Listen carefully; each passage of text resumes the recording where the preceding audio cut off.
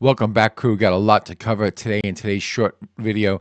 Remember, live stream today at 10 o'clock Eastern Standard Time. I'm a little bit late to the party, but doing some research. I want to cover some stuff that nobody's covering. As usual, I want to give some insight to the marketplace, or my insight to the marketplace. So strap in. We're going to be asking the question, is Bitcoin's famous 4-year cycle, is it broken? And that would change everything if it is. So let's get right into it. Make sure that you come on over here, you give us a like, make sure you hit subscribe if you haven't already, and make sure you come on over to X and follow us on X, where we talk about Bitcoin, crypto all day, every day. All right, let's get right into it. I'm going to start off kind of key right here. We're going to be getting into Bitcoin. I know everybody's wondering, what's going on with Bitcoin. I'm going to map it out for you on the short term. If you're in our free trading community, you got a lot of traders in there, like Frank himself, coming in and showing you exactly like what you should see to happen, to see where we don't bottom fish. Okay, the market has to determine when the bottom is in. Okay, and I'm gonna go over that on the short term chart. But right now, I want to ask a question. I want you just to relax. Okay, short-term price action is short-term price action. We got the Jackson Hole crap, everything that's happening that's actually causing some, craziness in the marketplace, but really it's not really that crazy. I mean, Bitcoin's sitting right at 113. It did touch the level that we said it would touch. Again, I'm getting ahead of myself. So anyway, I have a question, all right? And I want you to think about this. Here is the 4-year halving cycle right here. And I'm thinking this cycle may be broken. And that would change everything. So if Bitcoin if it's no longer running on its halving clock, we might be watching it mature into a true global commodity. And that's a good thing. So we're going to break it all down today with Bitcoin, Ethereum, and the alt action. And then we'll tackle the big question, is the cycle dead? Okay, so right now, if we look at this chart, I know this is the alt season always starts after halving, right? 2017, 2021, and now 2025. Bitcoin halves, Bitcoin drops, Ethereum explodes, alt go parabolic. The rhythm hasn't changed, only the scale has changed right now. And this is where fortunes flip overnight. So you got to position yourself now and watch history repeat without you. But let me just throw this in. Okay, for years, Bitcoin followed a programmed, almost mechanical rhythm that tied to the halving. Every 4 years, block rewards cut in half, supply pressure reduced, miners held, and speculative demand kicked off the bull-bear sequence. That's why traders loved the 4-year cycle. It felt predictable, but markets really, truly aren't predictable. But now we got some new players in the game, okay? We got spot ETF. We got treasury buyers, and we got corporates stacking billions. So the dynamics are shifting. Okay, so I'm calling attention to this. I'm thinking that other YouTubers, that actually talk about Bitcoin every day and crypto every day, it should really kind of dig a little bit deeper in and study this, because this is just something that I do. I got 30 years doing this crap, so like I try to look for any possible advantage I can get. So I'm trying to put that advantage out there for you. All right. So what I'm saying is we got spot ETFs, we got treasury buyers, we got corporate stacking. There's a lot of dynamic shifting here. So why the cycle could break. Institutional capital equals constant demand. ETFs and treasuries companies act like a permanent recurring buying structure. They don't wait for halving cycles. They buy based on mandates, balance sheet diversification, or inflows from retail investors.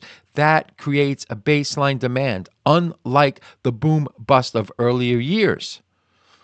Liquidity and market depth. Okay, Bitcoin becomes more integrated in traditional finance, which is what we want. We want billions in daily, with billions in daily ETF flows. The market deepens. Deeper liquidity dampens the parabolic, then collapse. Okay, so once we get a deeper marketplace, it will stop that parabolic move and then collapse pattern that we've always seen. Now, commodities like gold also had wild speculative cycles until deep institutional markets stabilized them. Same thing. Well, I won't say the same thing for corn or wheat or anything like those are very thin markets. But Forex does the same thing. Fiat currencies have the same underlying tone. There's just demand and there's also supply of them. So as balance sheets shift, the marketplace moves, and you can actually see the tracks of the traders as I know by looking at a chart, I could say, the big boys basically offloading something. Maybe they had more deposits come in and they actually trying to hedge it. So I can understand that. But we got a narrative shift from scarcity to utility that is occurring. Originally, Bitcoin was digital gold, and its scarcity narrative drove the halving cycle. Now, with ETFs, corporate treasuries, and even sovereign wealth funds dabbling into Bitcoin before they're sticking their toe in the water before they actually jump in, Bitcoin is going to be treated more like a macro asset, a hedge, a liquidity play, a portfolio stable. So I'm saying this, I'm showing you the halving cycle, and I'm saying this to help you wrap your head around exactly what the long term is. And I don't think, I know for a fact nobody's brought this up. But anyway, so what it means for Bitcoin going forward. Bitcoin is going to start to behave like less like a speculative halving driven asset and more like a global commodity where price is driven by institutional flows, macro conditions such as rates, the dollar price, the price of the US dollar, liquidity itself, regulatory frameworks, geopolitical events. It doesn't mean that volatility disappears. It just changes the rhythm. And I think that we're going through a gear changing shift. It hasn't even really occurred yet. If we saw a drop down to 100,000, I would say, yeah. And then what? Then a rally and then a stabilization. I would say, yeah. Well, this full, somebody was grinding through the gears and not actually shifting through the gears. But instead of having a halving-led 80% drawdowns, we could see shallower corrections, prolonged consolidation phases, and shorter cycles, more like how oil, gold, or copper respond to supply demand shocks. So in short, yes, the entrance of ETFs, treasury companies, and corporates can break the cycle because the halving is no longer the dominant driver. Bitcoin's supply curve is fixed, but the demand side has matured, and that makes it behave more like a normal commodity in global markets. Now, that's very good for me because I'm an old Forex fox, and I could sniff this stuff out like nobody's business. All right, so let's come on over to what we got going on with Justin. Justin's trade right here. We're going to look at it. I'm going to take you over to WeX, the broker of our choice, where, of course, we have what? Low fees and super fast execution. Look at this. All right, so he had a standing order in Ethereum and got filled. He's in Ethereum. He got it at the average price of $4,150. We placed the price at $4,150 and they executed us at $4,150. That is a good broker. Long, Bitcoin, 117,000. Right now down 31.5. The Ethereum trade is doing, nothing. It's basically flat. It's up 6.6. No big deal there. But it's better to be up than better to be green than red. That's for sure, right? So make sure you get in the live stream today. Ask questions about that. Justin's going to be on live in like 45 minutes. Man, am I late to the party today. But anyway, let's come on. Let's do this chart work. Okay, I see a lot of comments in the market, where people in our community were like, oh my gosh, what's happening? Where's the bottom? They're trying to bottom fish. Don't bottom fish, all right? And you got, like I said earlier, I believe I said, you got a lot of good traders in there, like Frank is actually helping people out to understand what he calls liquidity sweeps. I don't call them liquidity sweeps. I never heard of it before. 30 years now. Now, this is probably the new term for just maybe stop loss running.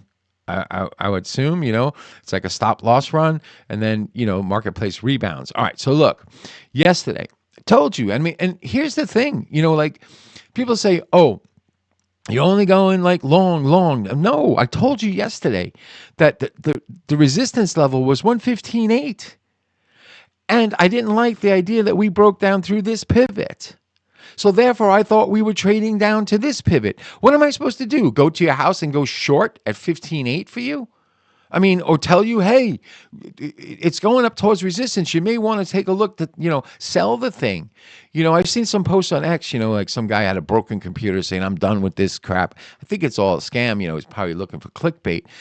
But really, I'm looking at his post, smash tables, smash screens. I'm done with this crypto nonsense, blah, blah, blah. Well, you could have went short, right? I mean, you have the ability to go short. I personally am. I love the short side of the market, and I'll tell you why. In my opinion, a short actually moves much faster than if you're long. Long for me seems to take forever. People, they look at a marketplace, they go, oh, maybe I should get long here. They buy a little bit, or they don't buy anything at all. They're waiting for it. So market's basically slowly grinding up, and then, it ends up in one parabolic move up because everybody decides that the fear of missing out comes in and rallies it. But it could take days. A short, no freaking way. When people are long and they're starting to lose money, they all puke at the same time. Okay, so that's why I like shorts. But anyway, or that's just my way of trading. I think Merlin has a similar. He likes being short as well. All right, so right now, this is what we got. We got this bottom that's broken. Okay, we had the rally up to all important level of say 117. Once the marketplace broke through down that pivot, okay, here was the next rally up to the resistance. This is what would be considered a natural rally in a downward moving market. That's just basically what it is. This was where the big boys came in and they got everybody thinking that we were breaking higher. And then guess what they did? They flushed us down to right here. Okay, so that's history. So what does it mean for us now? If you don't bottom fish, right? You're looking for the stop loss running. The stop loss running has occurred. I don't know if it's fully done yet. Only the market will be able to tell me when it's fully done. But here was your stop loss running down here. Okay, it actually touched the main support that we talked about many days ago and kept, saying this is an important level. If it broke this, it was heading down to maybe potentially even 109. But what do we need to see now? Okay, so if you're not in the trading community, I suggest that you do get into it because Frank, offered up a very, very good scenario to actually show where the bottom was. And yes, for those of you that get confused, we have a team here. I am not Merlin, of course. I'm Tom. I'm a little bit older than Marilyn and perhaps a little bit better looking. But we got Frank, we got myself, we got Justin. We got a lot of people working behind the scenes. So I don't know why it would be confusing as AF, as somebody wrote. I mean, I tell you who I am. As one guy put on our YouTube comment, I don't understand, if you're 24, how could you be a 30-year veteran? Because it's not the same dude. Man. All right. So anyway, let's get back into it. Right now. So what would we need to see? Let me get a path. And I'm not really good with these paths, but I'll do the best that I can do with it. Where's the path? Here we go. Okay. So we got this low right here. Now, the low was what? 112.5.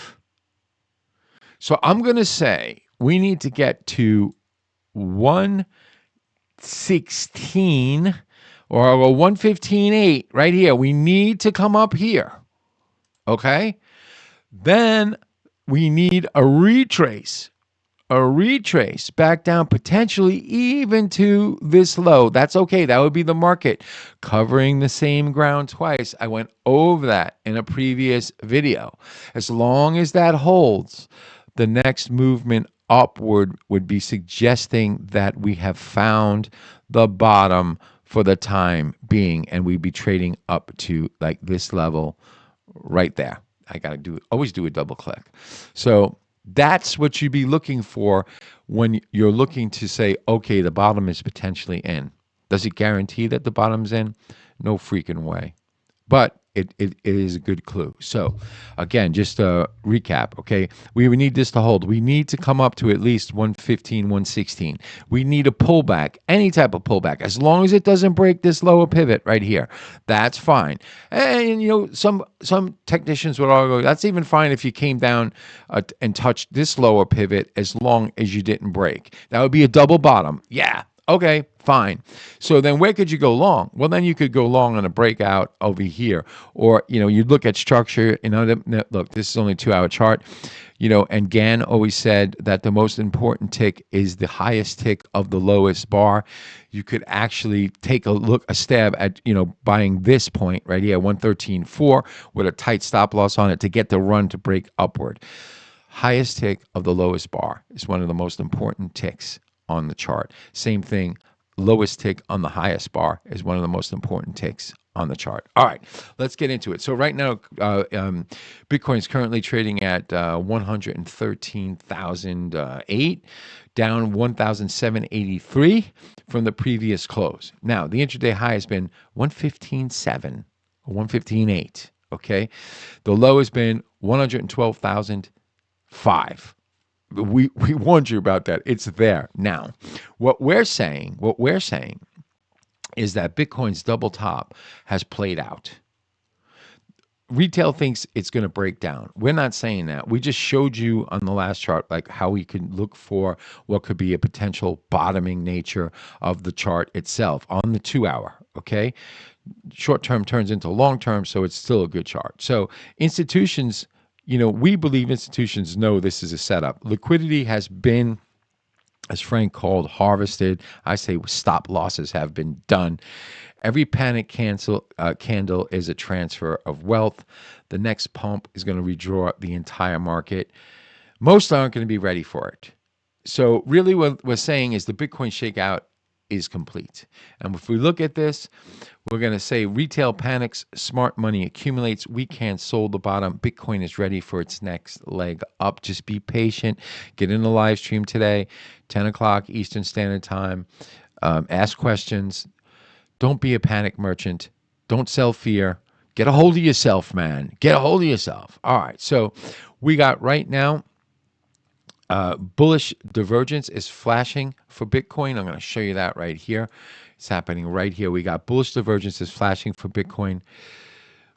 Will the bulls take back control? We already told you like what we need to see in order to say, hey, yeah, this is now a new upward movement. Okay, we got the double bottom in, or we got a slightly higher low, and the market's moving. So right now, Bitcoin is already, if we look at this chart right here, hang on one second, it's already in deep leg 3. Now, Ethereum is still stuck in leg 2. Cycles always finish in 3 legs before a bear market arrives. Now, I already talked about this, and I don't exactly agree with this because of everybody that's involved right now with, I think this is kind of old world thinking. Forgive me, Frank, but and you can, we could talk about this, or actually, you can give me a write-up on it and tell me what you think. But I think that things have changed a little bit. Now, smart money knows that Ethereum has still one explosive run left or more. I'm going to say or more because of everything that I just went over in the beginning of the video. So the biggest fortunes of this market will be made here. Most won't be ready. You got to be ready for it. So get in the live stream. Make sure that you're in the live stream today at 10 o'clock Eastern Standard Time. So if we look at Ethereum dominance, it's actually been confirmed. I'm going to come over here, show you this chart of Ethereum. Ethereum dominance. Right now, we got the 4,800 is the last boss standing. When it breaks, okay, it's going to rocket. It's not going to ask for any type of permission. It's just going to go. So when they launch, they launch, and you got to be ready for liftoff. So right now the price is $4,180. It's currently down 101.85, about 0.2% from the previous close. The intraday high today has been 4,322.62. Intraday low of 4,072. Did we not say that we could go down to 4,000, perhaps even down to 3,600? Where's my discount levels? Where's my discount levels? Let me see. Is that my discount levels? Let me click over here. Yeah, here we go. Here are the discount levels that we talked about. Not afraid to show them. Not afraid to show them. Yeah, we went down. We tested the 4,000. We talked about this. We said there would, could potentially even go down to 3,600. We said 117, 113 went down at 112 so far. Okay, marketplace is starting to recover a little bit, so that's important. We show all our our analysis, but right now what we're saying right here is a 4,000 has been broken. 4,000 is going to act as support. It's getting ready for liftoff. So right now, if we look at Ethereum overall, what it's always done, okay, intraday high right now, again, as I said, 4,322. We always see a dump, a retest, and then a moonshot. Ethereum has mastered the pattern. Now, I'm not going to argue with the pattern, okay? The pattern has always worked. So old resistance now becomes support, which is the 4,000. 3,600 is now support. Every Ethereum dip fuels the breakout. This isn't weakness. This is liftoff. So what's the tone behind it? Market tone, risk-off sentiment as investors brace for the Fed's Jackson Hole event and meeting minutes. There are macro pressures. Their September rate cut hopes are fading after hotter inflation data pressuring risk assets like crypto. I don't really see it happening because I don't see it happening in really the crosses like the sterling yen or the euro yen right now, but they're not moving either. But so right now Bitcoin is trading at say 112.5 to the 115, correcting nearly 10% from the last week's all-time high near 124k. Ethereum hovering around 4,100, slipping back from recent peaks. So if we look at Bitcoin dominance, where's my Bitcoin dominance? There's my Bitcoin dominance. Have had this chart up for a few days. We had a bearish engulfing candle. Bitcoin dominance sits really right now around 59.83, lower than 60, which is good. We just need the other altcoins to pick up the slack. I showed you the discount levels just recently. So now I want to get into altcoins themselves. All right. So if I come on over to altcoins themselves, the setup is identical to 2021, but bigger. Trajectory, 1.77 trillion to 7.66 trillion. Strap in because this time rockets won't land. It's just going to take off. You got to be on board. Now, we got Ripple, okay, XRP. It's sliding under macro pressures, but like I said, I had some good news for Ripple, but I can't do it today because I'm already too long and long-winded in this video, and we got a live stream at 10 o'clock. But we got emerging trends like smaller tokens like Hyper, Maxi Doge, Token 6900 are making some noise in speculative corners, but don't forget Hedra, HBAR, that's a really good utility coin. Make sure you keep that in your sights. All right. So market metrics, aggregate crypto market right now is 3.8 trillion, down about 1 to 2%. Market share of Bitcoin is 59% right now, 59.6. Ethereum is 12 to 13%. So again, I want to stress this for you. I'm going to come back to this chart. All right, the halving chart. All right, this is where you take the little notes because we're gonna close up here. Bitcoin has always been defined by 4-year halving cycle, supply cuts, bull runs, new all-time highs, then brutal bear markets for the next halving. But in 2024, it broke the pattern. Spot Bitcoin ETFs launched and pulled in billions before the halving. Corporates and treasuries started stacking Bitcoin.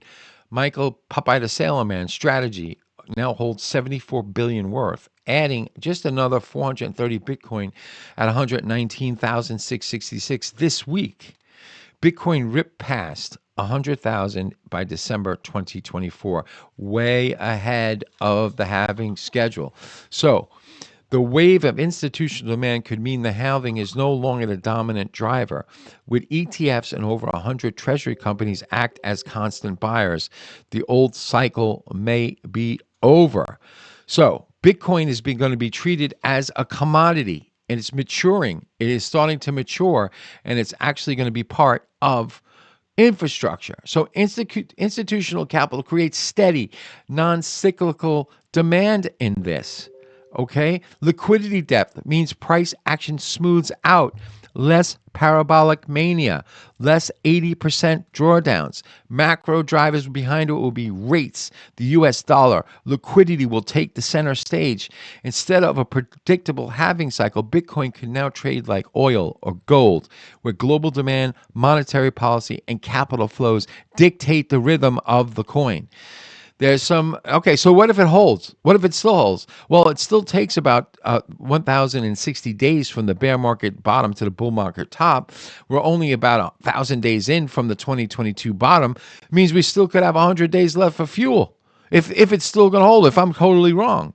So the question is, are we seeing the death of the 4-year cycle or the final act right now? Leave your comments. Tell me what you think. All right. So before we wrap up, before we got the live stream going on, and make sure that you're well aware of our trading community, you click this link right here. You'll be taken over to this site. Join up. We got a lot of people in there asking questions. We're helping them out.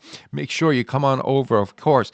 Come on over to X. Follow us on X, where we talk about Bitcoin and crypto all day, every day. We're crypto maniacs. So what do you got to do? You got to join the live stream today. All right. You got to get into our pro trading community. Okay. You got to also trade with your head and not over it. And you got to, right? But I'm not going to say it yet. You got to think, is Bitcoin still a prisoner of the halving cycle, or has it broken free to become true a global commodity? Drop your thoughts in the comments. I want to hear from you guys. I know nobody else talks about this stuff. So the final thing you got to do as a short-term trader, like if you went short at 115.8 and scooped back at 113, God bless you, is enjoy the party, but dance near the door. I'll see you in the next one. Oh, wait, before I go, you got to join WeX, the broker of our choice. You click this link, you'll be taken over to WeX, the broker of our choice, low fees, fast execution. Now you can go. All right, I'll see you guys in the next video. Have fun in the live stream today. And always, always, always stay profitable. Cheers.